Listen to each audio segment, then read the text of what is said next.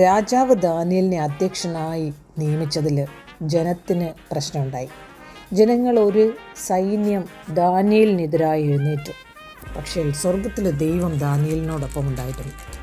ദാനിയേലിനെ സിംഹത്തിൻ്റെ കൂട്ടിലിട്ടു.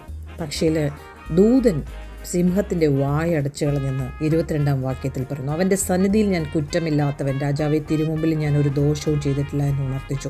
അപ്പോൾ രാജാവ് അത്യന്തം സന്തോഷിച്ചു. ദാനിയേലിനെ ഗുഹയിൽ നിന്ന് കയറ്റുവാൻ കൽപ്പിച്ചു. അവൻ ദാനിയേലിനെ ഗുഹയിൽ നിന്ന് കയറ്റി. അവൻ തൻ്റെ ദൈവത്തിൽ വിശ്വസിച്ചിരിക്കുന്നത് കൊണ്ട് അവന് യാതൊരു കേടും പറ്റിയതായി കണ്ടില്ല. പിന്നെ രാജാവിൻ്റെ കൽപ്പനയാൽ അവർ ദാനിയേലിനെ കുറ്റം ചുമത്തിയവരെ കൊണ്ടുവന്നു. അവരെ മാത്രമല്ല, മക്കളെയും ഭാര്യയെയും മുഴുവനെയും സിംഹത്തിൻ്റെ ഗുഹയിലിട്ട് സിംഹം അവരെ തകർത്തു കളഞ്ഞു എന്നാണ്.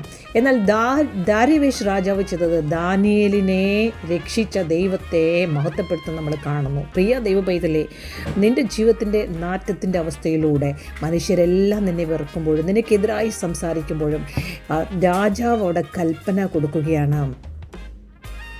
ആകാശത്തെയും ഭൂമിയെയും അടയാളങ്ങളും അത്ഭുതങ്ങളുമാലും പ്രവർത്തിക്കുന്ന ദൈവം ദാനിയേലിനെ സിംഹവായിൽ നിന്ന് രക്ഷിച്ചിരിക്കുന്നു. എന്നാൽ ദാനിയേലിൻ്റെ ദൈവത്തെ ഇനി എല്ലാവരും സേവിക്കണം. എൻ്റെ രാജ്യത്വത്തിൻ്റെ ഉൾപ്പെടെ ഏവരും ദാനിയേലിൻ്റെ ദൈവത്തിൻ്റെ മുമ്പാകെ ഭയഭക്തിയോടെ ഇരിക്കണമെന്ന് ഞാനൊരു തീർപ്പ് കൽപ്പിക്കുന്നു. മുൻപേ ഒരു തീർപ്പ് കൽപ്പിച്ചിരുന്നു.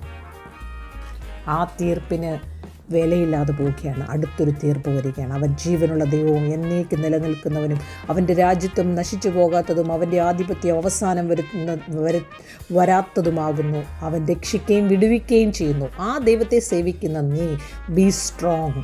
നീ നാറ്റം വെച്ചുവെങ്കിൽ ആ നാറ്റത്തിൻ്റെ അകത്തൊരു മഹത്വം വെളിപ്പെടാൻ പോവുകയാണ്. 25-ാം വാക്യത്തിൽ പറയുന്നു, സർവ്വഭൂമിയിലും വസിക്കുന്ന സകല വംശങ്ങൾക്കും ഭാഷക്കാർക്കും എഴുതിയതാണ് ഈ ഒരു കത്ത്. ഇപ്പോഴുള്ള കത്തിനെ നീ ഭയക്കണ്ട. ദൈവം ഒരു കത്ത് എഴുതിക്കൊണ്ടിരിക്കുകയാണ് നിനക്കായി. Never give up. God bless you. Never give up.